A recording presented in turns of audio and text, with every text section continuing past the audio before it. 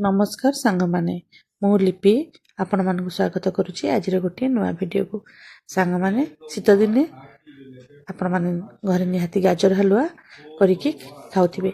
आज चलंतु से गाजर हलवा रे किछि ट्विस्ट ऐड करबा तमाने गाजर हलवा सहित किछि आमे छेना बा पनीर मिसेकरी हलवा बनेबा। चलंतु सांग माने वर्तमान गाजर को आमे एभली भाबरे कद्दूकस करनबा। देखंतु मु टिके बड़ बड़ करी करछि आपन चाहिले छोट साइज रे भी करि परिबे। छोट साइज रे करले जल्दी मिसी जाय थाए भल लागिन थाए सेति पे मु गाजर सब को आधा किलो गाजर नेथिली आ एटा 300 ग्राम खंडे एठी आमे पनीर नेछि आपन छेना भी नै परिबे किंतु मो पाखे मु पनीर आनथिले एतले पनीर को एबडी भाबरे मु कद्दूकस मध्य करनेली। देखो जेमती आमे गाजर करथिले सेमती आमे पनीर को मध्य करनेले। देखो वर्तमान सब पनीर को आमे कद्दूकस करने छे तापरे एबे आमे गोटे कढ़ाई रे किछि गाय घियो पकै नबा। आपण मान चाहे तेल मध्य दे परिबे। मोटी गोटे चामच गाय घियो पकै नेछि सेथिरे देखंतु मु वर्तमान ड्राई फ्रूट्स जेनटा कि हमर किछि काजू आ किशमिश को भाजी नेबी। भाजी सारला परे हमें एइथिरे गाजर को भाजी करी हलवा बनाबा। देखन सांग माने वर्तमान काजू आ किशमिश को हमें जस्ट कलर चेंज होगा पर्यंत टिके भाजी नबा। आपण मानक जदि मोर वीडियो भल लागुची लाइक शेयर सब्सक्राइब करिया को भूलिबे नहीं। कमेंट मध्य देबे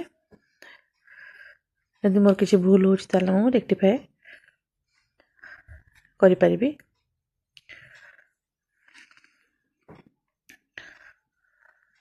देखो सांग माने वर्तमान हमर काजू किशमिश भाजी हो जाइछि आमे याको काढी नबा।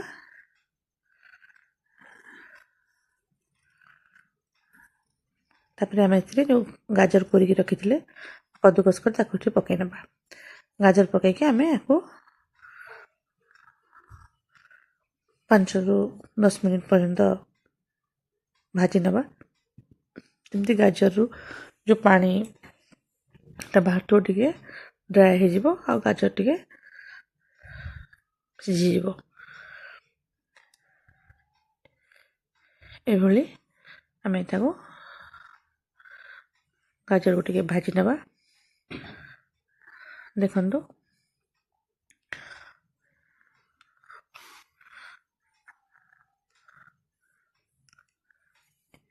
मझिरे मझिरे ताको टिके घांटी नउथिबा नहले तळु लागि जाय थाए।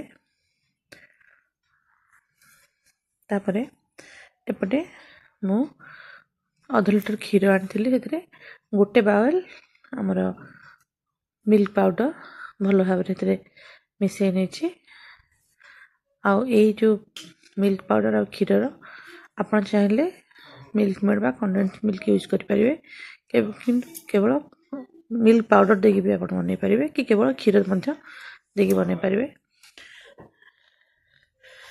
एबे याको हमें एठी ऐड करनेला तापरे आको छाड़ी दबा किछि समय फुटिबा पई। देखंतु वर्तमान हमर टा टिके टिके फुटी आसलानी। एबे आमे जो पनीर को कोरी की रखिथिला बा पनीर को ग्रेट कर रखिथिला ताको सब एथिरे मिसै दबा। मिसै के आमे आको आउ ए जो क्षीर देइथिले ताहा पूरा ड्राई हेबा पर्यंत भाजी नबा।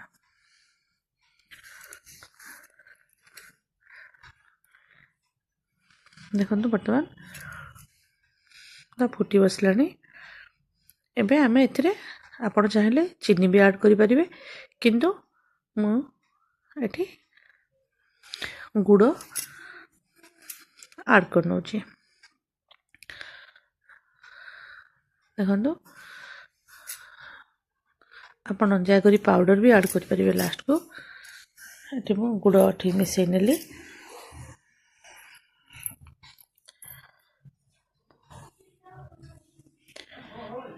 ଆପଣ ଚାହିଁଲେ ମଧ୍ୟ ଚିନି ଏତେ ଦେଇପାରିବେ। ତାପରେ ଏଟାକୁ ପୁରା ଡ୍ରାଏ ହେବା ପର୍ଯ୍ୟନ୍ତ ଏଭଳି ଭାବରେ ମୁଁ ଛାଡ଼ି ନେବି। ଦେଖନ୍ତୁ ବର୍ତ୍ତମାନ ଆମର ପ୍ରାୟ ହେଇ ଆସିଲାଣି। ଏବେ ମୁଁ କିଛି ଇଲାଚି ପାଉଡ଼ର ଆଉ ଯେଉଁ ଡ୍ରାଏ ଫ୍ରୁଟ୍ସ ରଖିଥିଲି ତାକୁ ହାତରେ ମିଶାଇ ନେଉଛି। ଦେଖନ୍ତୁ ସାଙ୍ଗମାନେ ବର୍ତ୍ତମାନ ଆମର ଗାଜର ହାଲୁଆ ହେଇକି ରେଡ଼ି ହେଇଯାଇଛି।